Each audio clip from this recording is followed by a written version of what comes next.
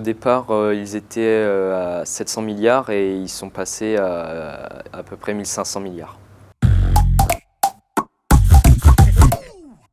On va parler de ces 10 personnes les plus riches du monde. Récemment, il y a eu un article de la BBC News qui justement explique par rapport au confinement de mars 2020 Que pendant la pandémie, elles se sont enrichies 2 fois plus. Ils étaient à 700 milliards et ils sont passés à peu près 1500 milliards.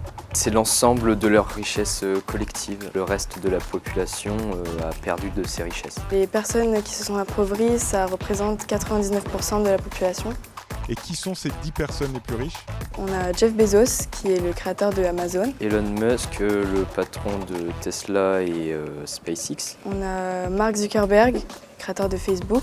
Bill Gates qui gère lui Microsoft. Ils se sont enrichis parce que pendant le confinement, du coup, tout le monde restait chez eux. Et on a consommé en ligne, comme par exemple sur Amazon. Et du coup, ces autres hommes se sont enrichis grâce à Internet.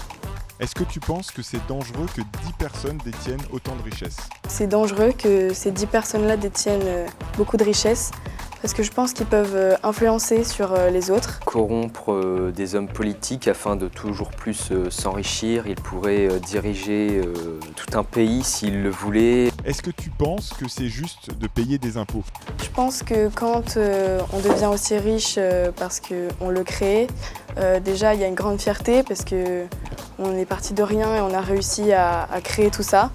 Mais je pense que quand on a une telle richesse, on peut se permettre d'en faire partager les autres, surtout que dans leurs mains, ils pourraient régler plein de problèmes qui se passent dans d'autres pays. Ils ont vraiment beaucoup de richesses et je pense qu'ils en ont tellement qu'ils vont jamais tout dépenser. Donc autant les dépenser dans des choses qui sont bonnes.